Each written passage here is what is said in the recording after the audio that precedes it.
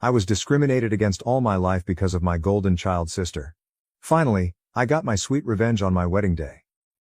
I faced discrimination my entire life because of my golden child sister, and she even tried to walk down the aisle at my wedding. Finally, I got my revenge. My parents always favored my sister, and it was far from subtle. If she accused me of something, they'd believe her and punish me.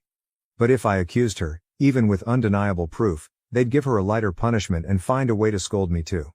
My birthday cake always had to be her favorite flavor, and my parents pretend they didn't know I hated it. They always bought her more than me and took us where she wanted, even if it was supposed to be about me. My sister grew up spoiled and used me as a punching bag.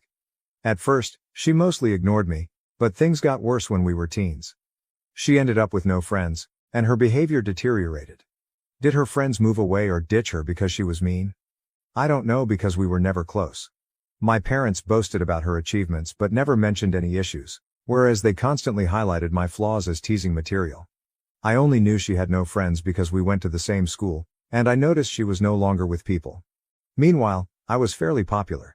My sister realized this and suddenly turned me from an occasional punching bag to someone she needed to take down constantly.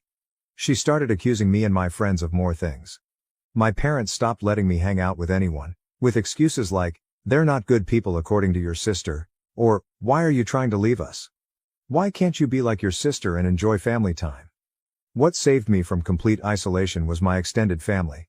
Most of them lived in the same hometown, and I got along well with my cousins despite some age differences. At one gathering, they invited me to something. I don't remember what, and I sadly replied that I wasn't allowed to go anywhere. When asked why, my kid self bluntly said it was because I wasn't allowed to have friends since my sister didn't have any. This got back to the adults, who apparently tore my parents apart later. I was scolded for lying and grounded for a month, but after that, they gave me some leeway, so it was worth it. My sister changed schools. I guess the humiliation of our extended family knowing her social status was too much, so she demanded to switch, and my parents immediately obliged. Even though it cost them more since the school was further away, she made friends at the new school. However, she never went back to mostly ignoring me. Having felt the power to mess with me and being angry that I told the family she had no friends, she never let me go. My life remained difficult. Her friends would come over and bully me, which my parents called light teasing. I never invited friends over because my parents were awful hosts, or my sister would accuse them of stealing, and my parents would believe her. I did become close to my cousins though, as my parents never dared to treat family that way. Then I got my first boyfriend. I didn't want to bring him home, but my parents insisted. At one point we were separated and he came to find me to tell me my sister was flirting with him. She came over in skimpy clothing, batting her eyelashes, and started telling him how bad I was and how good she was. He was irked and ran off to find me. Of course, my sister told my parents a different story, that my boyfriend had tried to flirt with her, but she naturally refused since she couldn't do that to me. Guess who my parents believed? My boyfriend wasn't perfect, but I immediately believed him for a mean reason.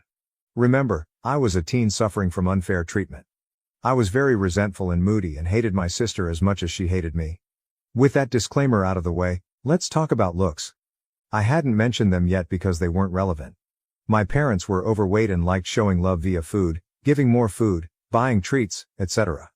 My sister was also overweight, whereas I was not. I've always been kind of skinny because punishment often included no treats or snacks.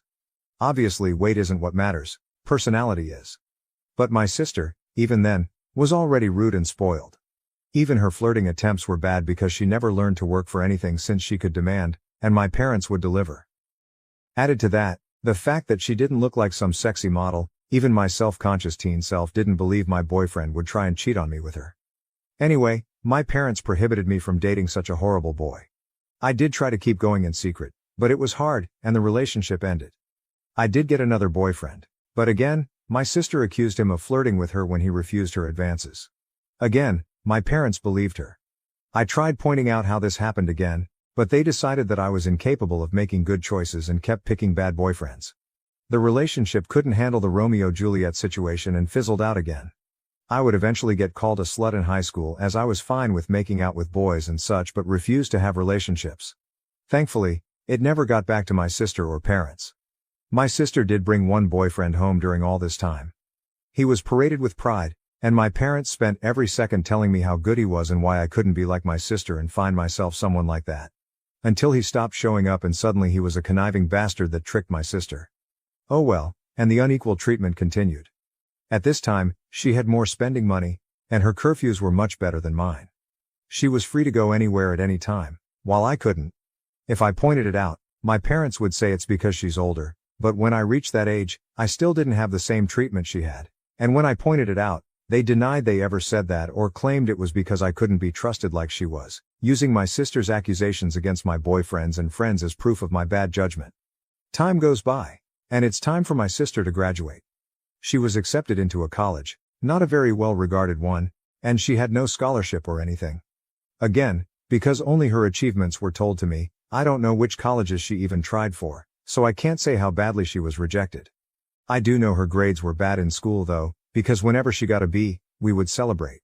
I would usually get good grades, but my parents refused to celebrate, claiming since I always got those, what was there to celebrate? My parents naturally made a lot of fanfare and told her they'd pay for everything. I was relieved she'd be going away. Not that it made my life any easier. She'd always come home every other weekend and somehow stuff kept missing from my room, or some other issue she'd think of to make my life miserable. My curfews were still strict. Eventually, my mom came to talk to me about my impending graduation. I'm only a year younger than my sister. She told me that since they were paying for my sister's college, they had no money to pay for mine, so it would be better for me to start working immediately after graduation and wait until my sister finished university to see if they could afford something for me. Oh, and if I decided to stay at home, I'd have to pay for all my stuff, part of the bills and rent. I pointed out that I could get student loans. Mom said yes, except no, because they were so caring towards me and I had such bad judgment that they would decide if a college was worth my getting into debt or not. I'm not sure how they'd stop me from getting loans, but I didn't ask. Scholarships weren't mentioned. They had no idea what my grades were anymore and never believed in my capabilities anyway. I didn't bat an eyelid. I simply said okay.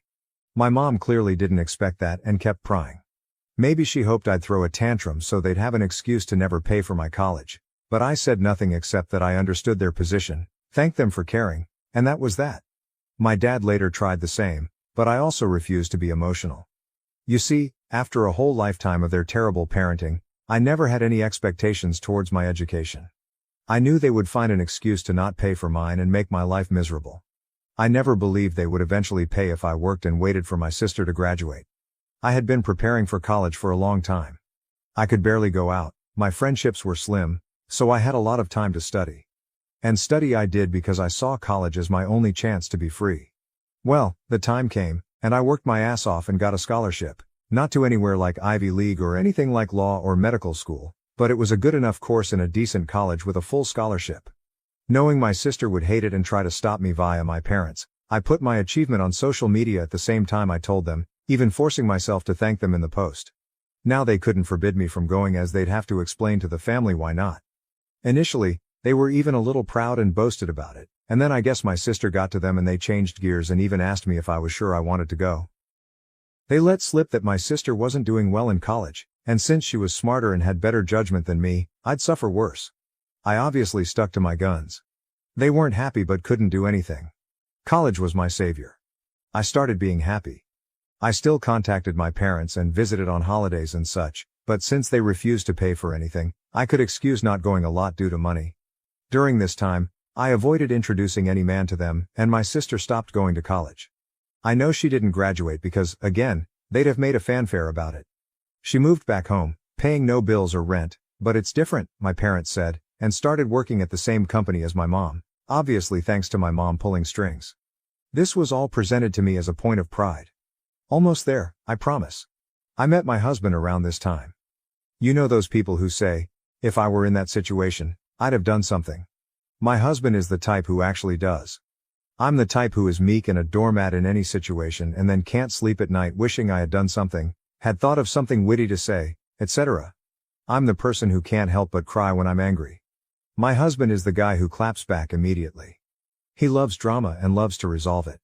He's the guy that if he doesn't immediately reply to a slight, you better start worrying because he won't forgive and forget, he's just doing something worse for revenge. He's the one who wanted me to post here and wanted to post on a nuclear revenge board too but decided what we did wasn't nuclear. People were baffled that I got together with him, But just because I was incapable of acting like him due to my upbringing, it didn't mean I didn't like it. I love that my husband does what I can't, and he treats people well as long as they do the same to him. When we discussed marriage, we decided we didn't care much about the ceremony due to our budget, as we'd rather spend on a dream trip to Europe for our honeymoon. As for where to do it, since his family was spread out and mine was still mostly concentrated in my hometown, we decided to do it there. We weren't living too far off either, so we could take some long trips during the weekends to manage stuff. Plus, there was some work flexibility, so we could stay in my hometown for a bit too if needed. We sent out the engagement announcement and the save the date for a few months later. At this point, my parents naturally demanded to meet my man. I wanted to grow a spine and refuse, but was having a hard time. The distance had made me think maybe my parents weren't so bad. Well, my husband looked like I had canceled Christmas when I told him I would at least ensure they were never alone with him. See, he had been getting ready for this. He even bought a high-quality recorder he could hide in a pocket to record it all. He was stoked thinking of all the ways he could refuse my sister's advances, insult her, and then spread the recording of her attempts to my family. So off he went alone and excited to meet them, and came back later euphoric. Babe, you won't believe the awful things they wanted. Babe, we can screw them over so bad. There's so many possibilities. I was confused and wanted to hear the recording, but he smartly told me it was better to listen to him first or else I'd misunderstand him. Well, he went there, and instead of flirting, my parents and my sister sat him down. After some grumbling about not being okay with him, my judgment, etc., they proclaimed they were willing to pay for my wedding on one condition. My sister would walk down the aisle. My parents insisted that my sister would walk down the aisle at my wedding first, in a wedding dress. Their excuse was that it wasn't okay for a younger sister to marry first, so it was only fair if my sister at least had the experience of it, at my venue, with pictures being taken, in the dress, and she'd even have a cake later. My husband will now type his part. Hey, vengeful husband here. Hell hath no fury like a pro-revenge instant karma nuclear revenge lurker when his beloved is scorned. That said, as much as my wife, she's my wife now, paints me as this quick-witted dude, I admit my neurons all but short-circuited when those folks legit suggested that crap like some sort of great gift. Even Troy would rather take in the horse a second time, methinks. Alas, after my brain rebooted, I did have a whole list of insults ready to spew out, but something in my soul whispered in my ear like the devil, string these idiots along. So I said I needed to think, see how my wife, back then fiancée, would react, and then ran out of there before I could give away my nefarious plans. Back to me, the wife. So my husband sincerely recounted how my parents wanted even my wedding to be about my sister, with a grin on his face and the recording to prove it. I was shocked. The distance had softened how badly they treated me, and I thought even they wouldn't go so far. Thankfully, my husband insisting on the angle of revenge helped me not go to a bad headspace. We had a blast thinking up ways to screw them over, from ridiculously outlandish to what we thought was feasible. We then called his much more level-headed brother when we decided on a plan. It involved having 2 venue addresses, giving them the wrong one, etc. Well, the level-headed brother scolded us for it. While he acknowledged he would never be able to convince us to avoid retaliation, he at least showed us that something like that would be hard to pull off. Some of our other ideas were also at risk of getting us sued, so we eventually settled for the most benign plan. Act like we agreed, but then hire security and don't let her in. Obviously, if that was all, it wouldn't be pro-revenge. The rest is mostly my husband's doing, but he wants me to do the honors. So here goes. Just important to mention, everything he did was previously discussed with me, and they were our mutual ideas. He went back to my parents, said he probed and thought I wouldn't be down with it. However, he didn't see the issue and, not wanting the family to fall apart, would be down to help them do it. He pointed out that I don't like conflict, so if I was surprised with it, I might not throw a tantrum in front of all the people. On the other hand, marriage is a big thing, so who knew if I'd lash out? Thus, he suggested a compromise. They'd help pay for stuff. This way, I would feel even more pressure to not say anything, as not only would we be public with our families there, but I'd be grateful for the help they gave. He said my parents looked shocked, and my grown sister literally started skipping with joy like a kid, so it was accepted. Importantly, my husband also claimed that due to some bad judgment and past boyfriends, these words were all my idea, and I'm so proud of using their words against them. I was distrustful and controlling and liked to check his phone and stuff to ensure he wasn't cheating on me. As such, it was imperative that nothing of this plan was ever put in writing. For any discussion pertaining to my sister walking down the aisle before me, he'd go over to their house to talk. And so began the months of deception where my parents and sister thought they were tricking me, while my husband and I were milking them. Rather than paying for the wedding, they lay low. Of course, my parents wanted input in everything, including some things that meant a lot to me, like the songs and color palette. My husband would convince them to let it go to keep me in line, but since we never really cared for the ceremony to begin with, everything else was fair game, or so they thought. Here's what we did. We'd go to check the drink and menu options and then accept the lowest or second lowest priced option. My husband would then secretly take my sister there to try it out and then sigh and say, "It's a pity we don't want to abuse my parents' goodwill, so we won't get the best options." Cue my sister demanding my parents pay for the best. My parents would then tell me not to worry and they'd pay for the most expensive option. The same was done with the photographer and flowers. My husband handed my sister a bouquet of the flowers we wanted and then sadly expressed how I wanted some other tasteless flowers. Cue my parents telling me they wanted us to go with said flowers and they'd pay for it. When it came to the wedding dress, we hit a minor snag. My parents wanted me to use a hideous dress. Okay, it wasn't outright hideous, but it wasn't my style and wouldn't look good on me. We had planned on saying yes and then simply not using it, but my mom sent me a message about it, so there'd be proof I said okay. We had to go with me refusing to text and standing my ground. My husband went over there and said he'd see what he could do. My sister suggested ruining my desired dress so I'd be forced to wear the other one. He pretended to agree. During all this time, they kept communications outside any text. We made sure that happened by having me reply to my sister when she tried messaging my husband. This solidified the uncontrolling and neurotic claims my husband was making, so they believed it and never risked anything in writing. Some people might not like the thought of their partner going around and talking badly about them to family, but I'm such a doormat that the thought of being painted as this controlling and dangerous person is extremely funny to me, and I egged him on to do it. I guess I have a warped sense of humor. Oh, and my sister did try to flirt with him, but he acted conflicted to really sell that he was with them. My husband would pretend to tell them things without my knowledge, but he never told them we hired security. It was really funny. My husband and I, who had sincerely considered a courthouse wedding to focus costs on our honeymoon, ended up having this extravagant, expensive wedding and barely spent a dime. We called it back to pay for emotional damages from my parents. I think my husband, okay, he just confirmed I'm right, was enjoying the whole trick more than planning our wedding. I didn't think it was possible to witness a guy beaming at the thought of wasting his whole Saturday doing a car trip to discuss wedding details with his in-laws, but here we are. Soon the day came. The plan my parents, sister and husband had come up with was to wait until everyone was seated since the bride always comes out late. They'd have my sister arrive at that precise time to avoid me seeing her and trying to stop it, and she'd walk down the aisle. By the time I heard what happened, it would be too late to do anything. As for my dress, we saved some of the leftover fabric from my dress alterations. My husband took that to my parents' place, my sister still lives with them, and showed them as proof he'd ruined the dress, then said he had to go back to me as I was raging and he needed to calm me down. He told them he'd see them at the wedding. We made sure to keep our real security hidden initially. As the guests and my parents arrived, they only saw a woman with a list of names to check. Only after my parents had settled in did we bring out the actual security, a guy who looked like a bodyguard. We instructed him not to let my sister in and promised a generous tip if he kept our instructions confidential. Soon, the moment arrived. My parents got a text that my sister was less than 5 minutes away, so my dad signaled for the ceremony to start. My bridesmaids had been prepped to follow his lead, so they did without checking with me. After they all took their places, my dad stood at the entrance, waiting for me. During this, a friend not in the wedding party texted me to get ready, to avoid suspicion if my husband or bridesmaids started texting. This friend, my husband's ally, was as eager to stir drama as he was and didn't mind not being a bridesmaid. As soon as my dad took his position, the bridal song began. The doors opened and I entered. My dad was shocked to see me. He tried to look behind me but couldn't see the venue entrance from where we were, so he had no idea what had happened to my sister. Then his phone rang. I saw the caller ID, and it was her. He left me with a mumbled, "Something came up." Gasps and confusion filled the room. The friend on the plan loudly asked what happened.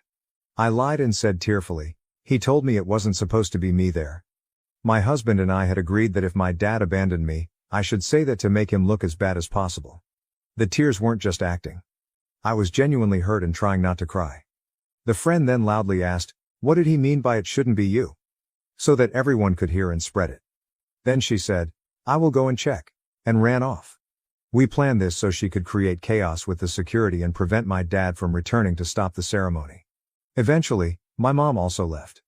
At this point, my husband's dad quickly ran over and took my arm. He'd been forewarned he might need to. His desperate run to me made me smile. I walked down the aisle to whispers as people discussed what had happened. Some left to check as well. When I reached my husband, all was well. He comforted me, joking that my sad face was so real I deserved an Oscar, and reassured me he'd deal with my parents for what they did. We got married without any further issues. My parents didn't come back. I noticed a lot of people leaving and returning during the party, but no one dared tell me what was happening. Someone whispered in my husband's ear and he went out. He returned later with a thunderous expression but whispered to me that he needed to go hide before he broke character and started smiling. It worked. Here's the summary from friends, family, the security guy and my husband that I got afterwards. My sister arrived in a wedding dress. The security refused to let her in as we had agreed. He told her she must be at the wrong venue because there was already a bride. Yes, we tipped him very well as promised. My dad tried threatening him with the police, claiming he'd never heard of him, so he couldn't be working there. The security agreed to call the police since he was hired by us and was just doing his job. My dad realized it would be too late and tried to demand that he let my sister in. At this point, the friend came over, started shouting and insulting my sister, and asking what was going on, basically stalling. My mom soon arrived, followed by others. By then, the wedding plan was ruined. All my parents could do now was damage control, as everyone who learned about it was horrified they'd try to pull it off. People started screaming and berating them. The three naturally said it wasn't a secret and blamed my husband. When he was called over, my husband put on his best confused look and denied everything. To quote him, "Gaslight, gatekeeper, girl boss, LOL." He denied ever agreeing to such a ridiculous plan. When they insisted he demanded proof, and of course, they couldn't provide any. All the text exchanges they could show were about normal wedding decisions. My sister was scream-crying and apparently sat on the floor kicking her legs like a child. My dad looked like he wanted to hit my husband, but security and other people held him back. Naturally, they claimed they had no proof because my husband told them not to text. My husband laughed and said, "Wow, how convenient, huh?" Then he repeated, "Why would I ever agree to something so messed up?" He ripped into them about being terrible parents and said he wasn't going to let their stupid plans and lies ruin his wedding, then went back to me. No one believed them. The venue had cameras, but they wouldn't show me the recording as it was only for security purposes. However, some people filmed parts of it. Watching my parents and sister get torn apart by everyone who came out to see the drama was delightful. After years of being accused of things and not being believed, seeing them get a taste of their own medicine was one of the best wedding gifts. My mother was crying, my dad kept changing from purple to white, and my sister was still on the floor crying and screaming. They kept insisting that my husband was in on it, but people kept asking why he would agree, why there was no proof, and why they wanted my sister to do this at my wedding. They had no good answers. Eventually, they were told to leave and had no choice but to do so. My dad apparently had to drag my sister up as she refused to leave the ground. Again, people said nothing to me all night. I guess they wanted to spare me, and maybe it's because I was the bride and not just a guest for once, but it did feel like everyone was making an extra effort to be nice, positive, and excited about everything. My husband says all the expensive food and drinks they were eating certainly helped, LOL. We had a blast. My husband kept up the forced angry face for only a short while before breaking out in smiles again. After that, we went to the hotel to catch some sleep before heading off on our honeymoon. Speaking of which, my parents did try to pay for our plane tickets, but we thought that was risky as they could try to cancel them or something, so we refused. Since then the three of them have tried to contact me. I've refused calls because my husband insisted on keeping a paper trail, a smart move because my sister eventually messaged me. I won't repeat what she said as it was very unhinged and didn't make much sense, but the important part was that she blamed me for her humiliation. Called my husband a two-faced snake who fooled them for months, he wants to print and hang that on our wall, LOL, and hoped, but was also certain, that I'd get cheated on by him. She even suggested he was cheating on me with her. My husband took my phone, screenshot the call logs, my sister's messages and some messages from my parents demanding I pick up the phone, and sent it all to our family group chat. He also sent screenshots of messages to him where they called him names and threatened him, but he kept up the "you're delusional, I never agreed to anything" shtick and even threatened to sue them for defamation and harassment. He wrote a message in the group chat begging my family for help as I was now being harassed by them constantly. He pleaded with them to stop my parents and sister from ruining our honeymoon after they failed to ruin our wedding. He ended with a request that they not share our locations to prevent my parents from sending my sister over and claiming he had somehow agreed to pretend to sleep with her in our honeymoon suite. LOL. My family assured him they'd handle it, and since then, we've had peace. My husband is a bit disappointed that my sister didn't disobey so he could call her out again while tearing her a new one. We'll see if the peace lasts. All in all, while I would have preferred a normal, loving family at my wedding, at least for once in my life they not only failed to ruin something meaningful to me, but I got back at them. Extra info: do I know why they treat me like this? I've been asked this question a lot, so I assume you all will wonder the same. I've pondered this all my life and still don't know. I tried asking when I was young, but they denied any difference and scolded me for being spoiled, so I stopped trying. I've considered many possibilities, but based on my observations I think it's this. I was unplanned. They took a while to have my sister, so she was not only wanted but also like a miracle child after so long. However, given our small age difference, I think they didn't expect to have another child so soon or easily and didn't use adequate protection after my sister's birth. Maybe they didn't realize my mom was pregnant until it was too late, so they were saddled with an unplanned baby while still dealing with a newborn. They're not well off, so having the extra expense likely didn't help, and they resented me. But that's just my conjecture. Regardless, I've accepted that the reason won't truly matter. What they did to me was unwarranted, no matter what. Did they really think this would work? My husband and I have a theory that they never intended to do this at all. We think my sister threw a tantrum over me getting married first when she barely gets dates, and they made my husband that outlandish proposition. They didn't want to pay for my wedding and didn't think we'd accept or that it would even look good for them to do it. By suggesting it and being refused, they could look like the good guys to my sister while having an excuse not to give me a dime. But then my husband accepted it and they couldn't backtrack without risking my sister turning on them. Thank you for watching. If you haven't subscribed yet, please do so and hit the notification bell to stay updated with more shocking real-life stories happening around you.